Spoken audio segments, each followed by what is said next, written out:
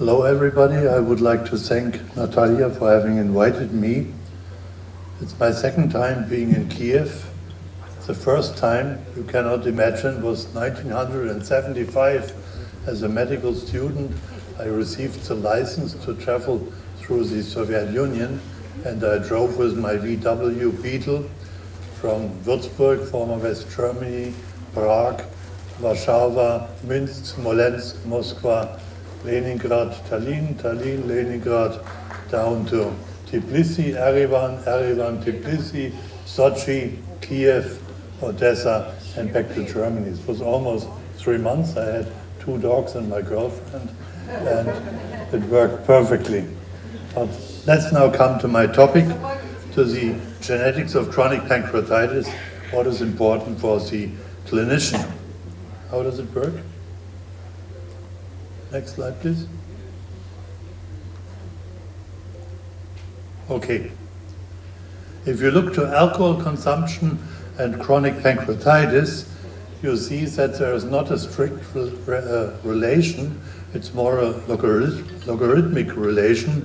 So you have to drink a lot to develop chronic pancreatitis. And I will show you here 2 patients. If you look to liver cirrhosis, you have a 20 times increased relative risk to develop liver cirrhosis when you drink, let's say, 80 grams alcohol per day as compared to chronic pancreatitis.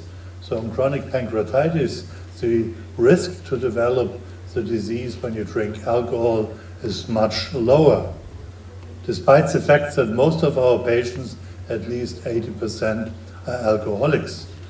So when alcohol, and most alcoholics don't develop chronic pancreatitis, there must be genetic risk factors which are responsible whether alcohol abuse and nicotine abuse leads to chronic pancreatitis or no. So you as clinicians should know at least some of these genetic risk factors. I have been to Brünn several times, and I made these pictures by myself. Here you see the famous monk Gregor Mendel. He was the father of genetics. He had those beautiful flowers, white and red, and he crossed those flowers. And he is certainly the father of genetics, long time ago. And this was a famous family described by Comfort et al., 1952. Here you see grandfather, grandmother, father, and children, and you see clearly we have an autosomal dominant disease. Those patients had chronic pancreatitis, but at that time one did not know the genetic risk factor which caused chronic pancreatitis in this large family. So I would like to talk about the genetic alterations which we know right now. Could they explain the pathogenesis of the disease? And then I would like to mention the genotype-phenotype correlation in various forms of chronic pancreatitis. So let's start with the genetic alterations. We have hereditary chronic pancreatitis, as I showed you already by the famous family described by Comfort. And here we know in hereditary chronic pancreatitis, a autosomal dominant disease, that mutations of the cationic trypsinogen play a major role. But only 80% of patients with hereditary chronic pancreatitis have mutations of the cationic trypsinogen. In the other 20%, we don't know the genetic defect. Then we have a rare disease mostly seen in southern India. It's called tropical chronic pancreatitis. One believed for decades that this disease is due to malnutrition, but now we know that Spink is a major factor in these patients. I will discuss Spink, which stands for serine protease inhibitor type Casal, described by Heiko Witt in Munich. I will discuss this with you later. And we know that these patients with tropical chronic pancreatitis have chymotrypsin C mutations. Then we have the cystic fibrosis. Cystic fibrosis is a very common disease in Caucasians and usually leads to severe lung diseases and to liver cirrhosis, but cystic fibrosis may be a risk factor for pancreatitis as well. If you have typical cystic fibrosis with lung disease, you usually have pancreatic insufficiency and pancreatic atrophy, and you don't have pancreatitis. And then we have a rather large group, let's say, depending on the area where you study patients with chronic pancreatitis, between 30 to 20% of our patients are called idiopathic chronic pancreatitis. And in these patients, we may find genetic alterations, and when we have genetic alterations, one should not call the disease idiopathic anymore. Maybe another term would be better. So we have mutations of CFTR, the cystic fibrosis transmembrane conductance regulator. We may have problems with drug metabolizing enzymes. This is a nice story that if you have problems with drug metabolizing enzymes, maybe this increases the risk when you drink alcohol or when you smoke. But the data are absolutely unclear regarding drug metabolizing enzymes. Then we have the Spink molecule, as I told you already. We may have problems with other protease inhibitors, but the data are not clear. And then we have in these patients with idiopathic chronic pancreatitis, the mutations of chymotrypsin C. And if you compare alcoholics with patients with liver cirrhosis, that's my personal clinical interpretation or impression, that chronic pancreatitis patients look different to patients with liver cirrhosis. Chronic pancreatitis are slimmer and maybe more longiline. This was first described by Henri Salle in Marseille. Now let's move to hereditary chronic pancreatitis. There we know the mutations of the cationic trypsinogen. And here you see the entire molecule of trypsinogen. You see the signal peptide, the activation peptide. The signal peptide you heard already by Matthias Löhr. That's the peptide which tells the trypsin to go to the zymogen granules. Then you have the activation peptide, which will be cleaved by enterokinase in the duodenum. And then you have the active enzyme. And each amino acid has a letter, and I marked those letters where we have mutations. So in hereditary chronic pancreatitis, we have mainly two types of mutations. We have the N29I mutation and the R122H mutation. And down the slide you see what kind of amino acids are exchanged. We have rare mutations. This is a family actually from the Ukraine. Here we have found a mutation E79K, and here we could show that the autoactivation of the protease was decreased, but this enzyme increased the activation of anionic trypsinogen. So maybe active anionic trypsin may here cause pancreatitis. We don't know. Here you see another mutation, PK23R, and here we could quite nicely show that autoactivation is increased. Here you had the mutation in the signal peptide, and this was cleaved easily, so you had active trypsin. So the pathogenesis of hereditary pancreatitis, according to the various mutations in the cationic trypsinogen, may be rather complicated. Usually we believe that autoactivation of cationic trypsinogen is increased, but the data are not clear yet. We really don't know whether autoactivation is the main fact due to these mutations. Up to now we have 22 mutations, and most of these mutations have been studied in vitro, but we don't have very good data in vivo.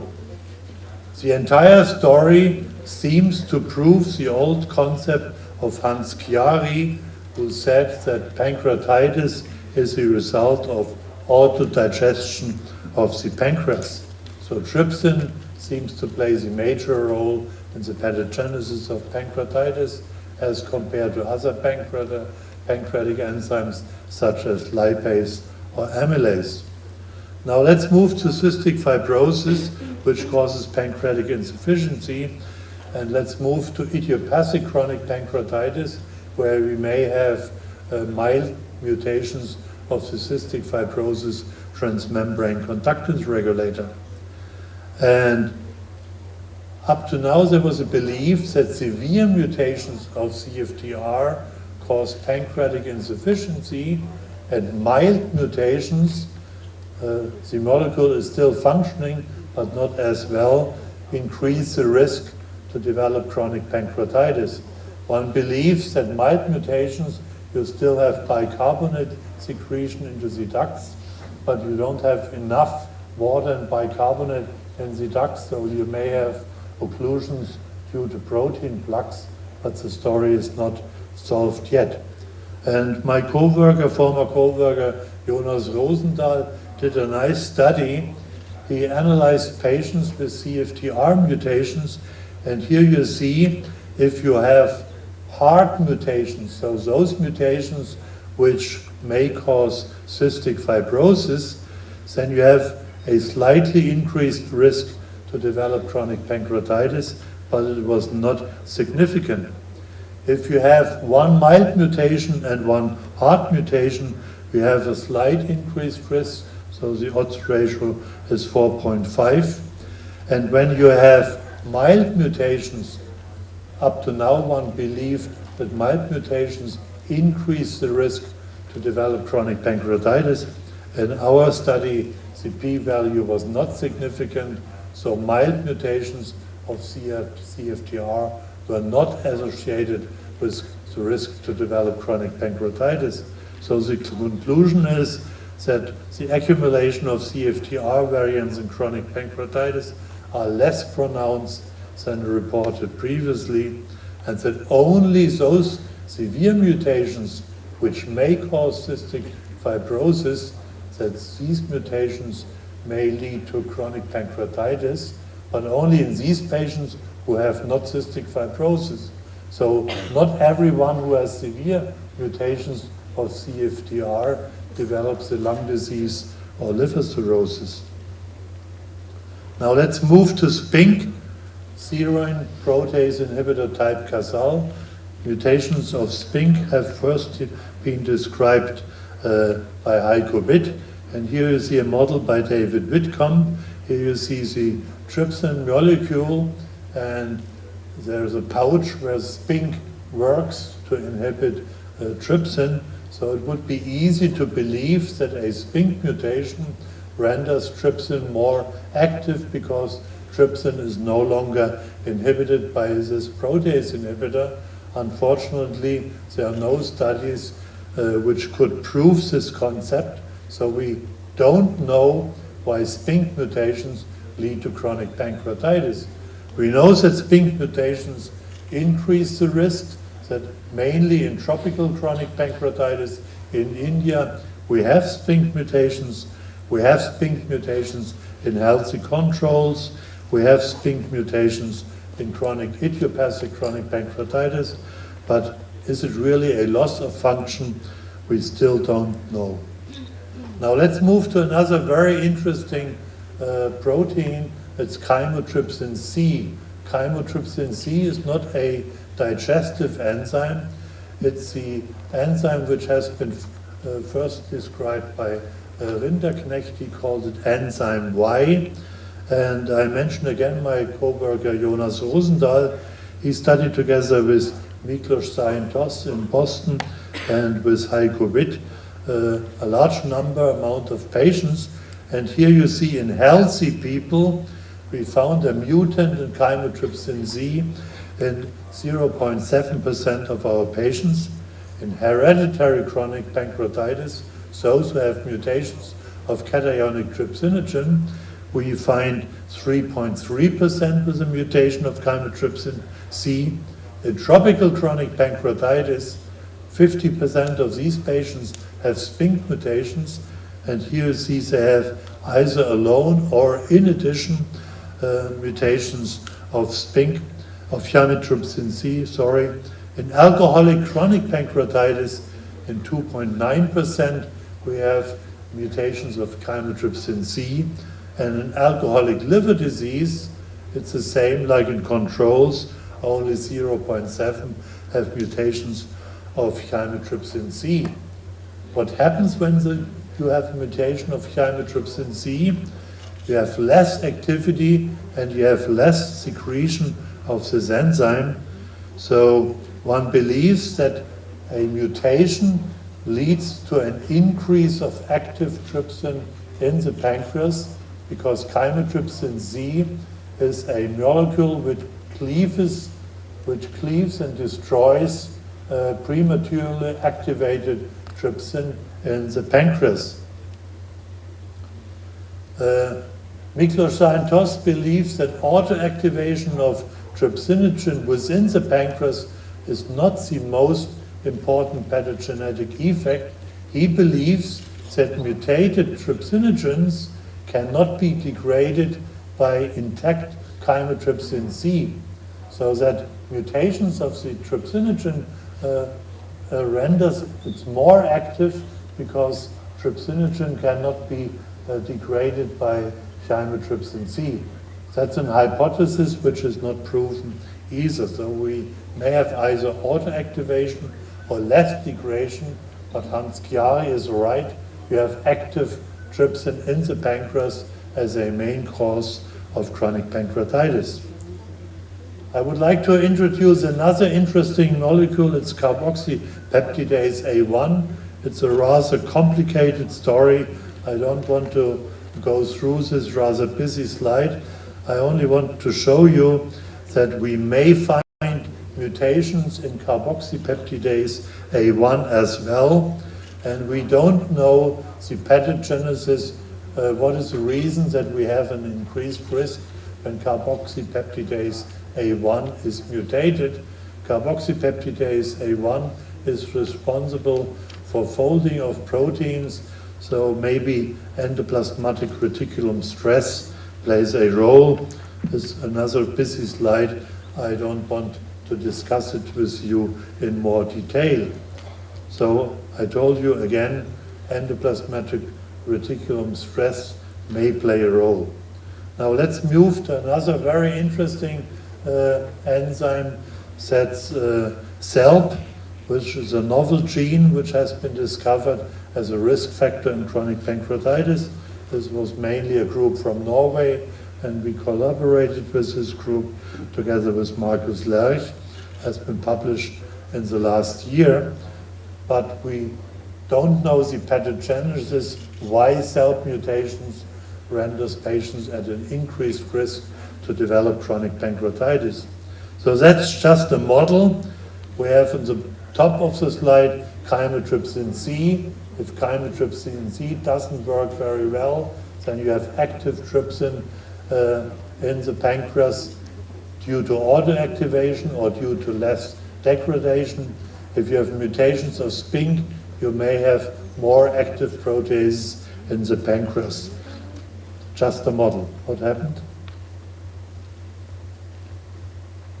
Now let's move to genotype-phenotype correlations. Does a certain mutation cause a specific phenotype? And to make a long story short, no. Interestingly, those patients who are not alcoholics and who do not smoke, who have just genetic defects, they have a milder cause of the disease. So here you see most of our patients with the mutations of the cationic trypsinogen were either stage 0, no symptoms, or stage 1 and 2, and only a few patients had severe chronic pancreatitis, stage 3. How about the risk? The risk is rather high to develop chronic pancreatitis already at the age below 10 years, when you have mutations in the cationic trypsinogen. When you are already 30 years old and you have the mutation, the risk is very low. About 20% of the family members who have the mutation don't develop chronic pancreatitis. So we do not know why most of the patients who have the mutation develop chronic pancreatitis. However, 20% stay healthy. But when those start to smoke and they have the mutation, then they have a high risk to develop chronic pancreatitis as well.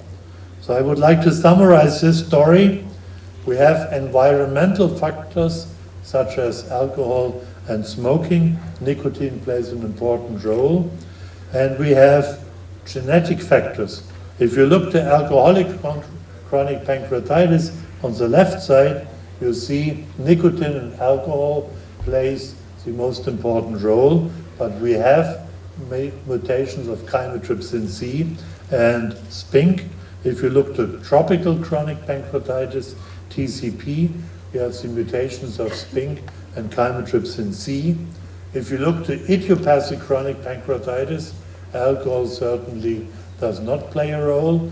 It excludes the diagnosis of chronic pancreatitis, idiopathic chronic pancreatitis.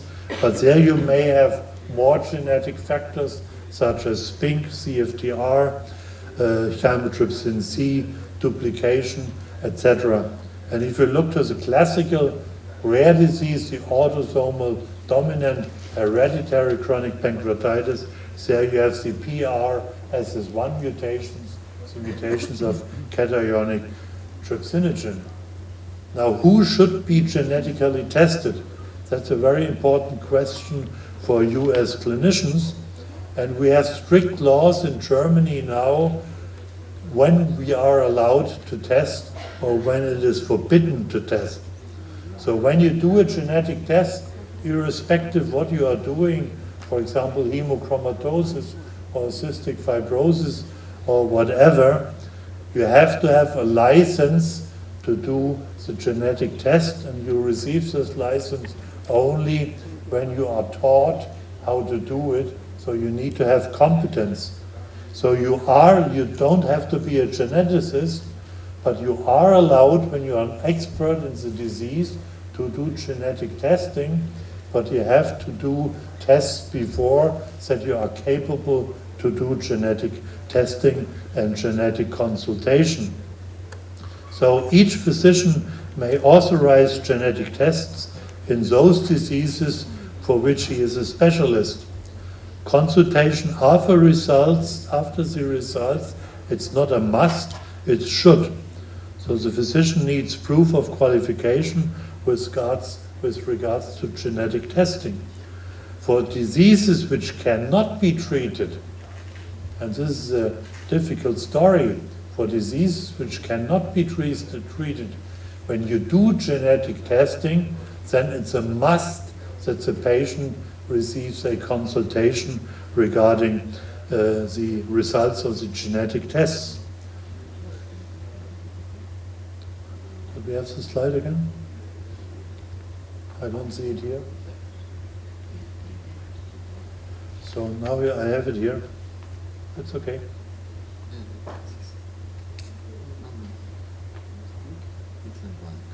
Okay.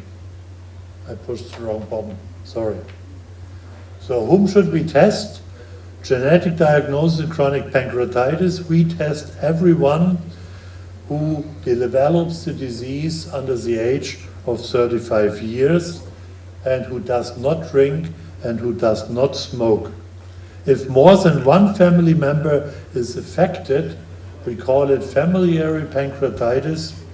If more than one family member is affected and we have a classical autosomal dominant inheritance, then we call it hereditary pancreatitis. Unfortunately, the therapeutic consequences after detection of a genetic alterations is zero, because we cannot prevent the disease and we have no other treatment if we know that we have a genetic defect or not. None besides recommendation not to drink and not to smoke. We have some data that people who have a genetic defect may develop chronic pancreatitis when they start smoking. The long-term risk of pancreatic cancer is in all patients present who have chronic pancreatitis. Unfortunately, we have no good modalities to make an early diagnosis.